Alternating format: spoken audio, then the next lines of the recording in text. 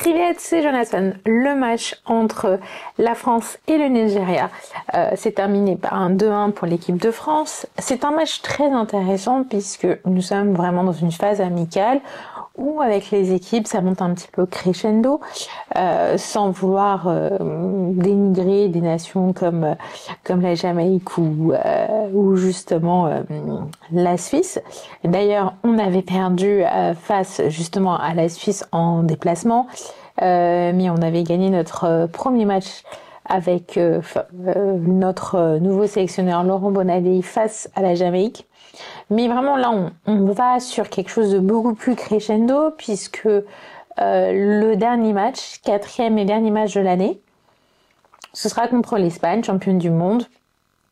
Donc c'est vraiment un club, c'est vraiment une équipe, qui va vraiment challenger le système puisque on est sur une défense à 3 avec Hervé Renard, on était plutôt sur du 4-4-2 ou 4-3-3.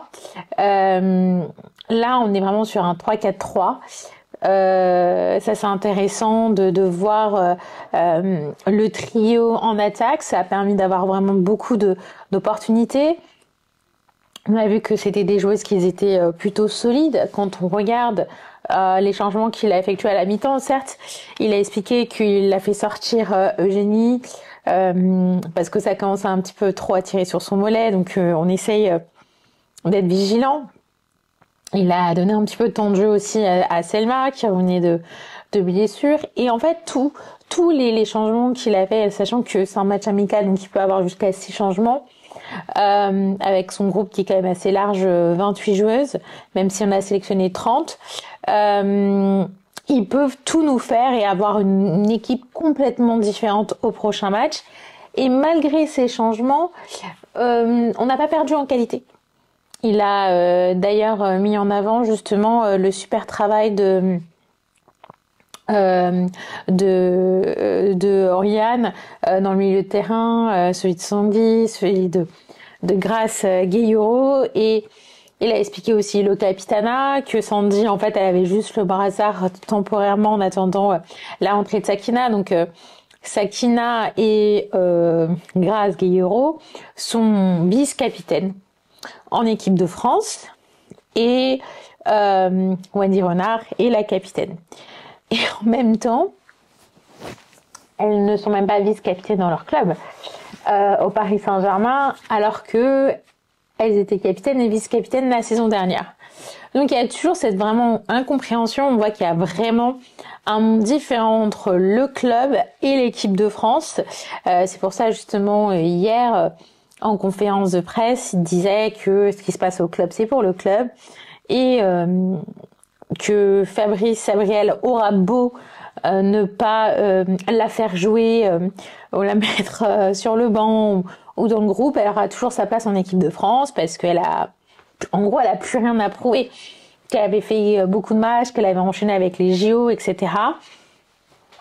Qu'il pensait que c'était vraiment une joueuse qui était professionnelle justement en club et qui l'apprécie énormément en équipe de France. Donc où est le problème pour lui, elle vit une période difficile. Je crois que la pédagogie est complètement différente avec Hervé Renard. Il parle beaucoup de l'honnêteté, du dialogue, et je pense que c'est un peu ce qu'avait besoin cette équipe. Redonner confiance. Il n'hésite pas à les féliciter en disant qu'ils ont bien suivi les consignes, et je pense qu'il y a une certaine clarté. Il y avait aussi Alice Sambat qui faisait son premier match, Amel Majri qui a marqué ce magnifique but. Il y a eu un très beau but de Katoto, mais qui malheureusement qui a été refusé. Elle était plutôt passeuse du coup. Mais on voit une certaine unité. Ce qui est marrant, c'est que lors des conférences justement d'après-match en zone mixte, enfin pas les conférences, mais conférences et zone mixte en après-match, Alice, elle a dit le groupe vit bien. Donc voilà. Après, moi, j'ai pas croisé toutes les joueuses ce soir, puisque quand j'en ai suffisamment de joueuses dans The Mix, après on y va. Donc il y a encore des joueuses qui partent tranquillement au vestiaire, donc j'ai pas pu toutes les voir. J'ai pu voir Oriane par exemple, j'ai pu voir Selma Bacha passer, Katoto passer. Voilà, j'ai vu pas mal de joueuses passer justement dans les couloirs, mais elles ne s'arrêtaient pas en The Mix, donc on n'a pas pu toutes les interviewer. Mais on a surtout Amel Majri qui a bien pris le temps de s'exprimer. Sandy Toliti aussi, elle est passée en The Mix. Aucune joueuse du Nigeria. J'ai vu passer Jenny au loin, la parisienne, et Ndozi qui était en train de leader sa petite troupe en musique. Ils étaient en train de partir en musique. Voilà, donc un bel esprit. Angers, il y avait un peu plus de 5000 personnes, mais il y avait quand même une bonne ambiance. Et ça, c'est ce que le coach avait remarqué et ce qu'il a dit dans sa conférence de presse. Donc voilà, il y a rien d'alarmant dans cette équipe, même s'ils pointent du doigt le fait qu'ils auraient dû mettre ce troisième but, se mettre à l'abri et se pousser davantage, surtout que les opportunités étaient là. On a vu Melvin Mallard essayer. J'ai bien aimé son entrée d'ailleurs. Et voilà, c'est dommage. Elle a failli trouver le chemin du but à plusieurs reprises.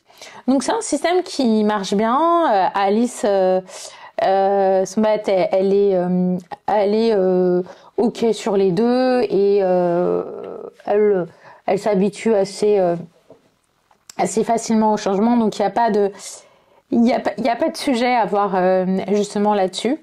Après, en termes de performance, les Bleus ont très bien joué selon moi. J'ai bien aimé le jeu, j'ai bien aimé les échanges. J'ai vu que on allait chercher le ballon assez haut et ça c'était vraiment cool de voir cette intensité, ce milieu très fort, très récupérateur. Donc du coup, voilà, c'est un jeu qui pouvait aller vraiment assez vite. Surtout que les joueuses du Nigeria sont très physiques. Mais vraiment, je suis curieuse de savoir ce que ça va donner face à Nice mardi prochain avec cette équipe espagnole.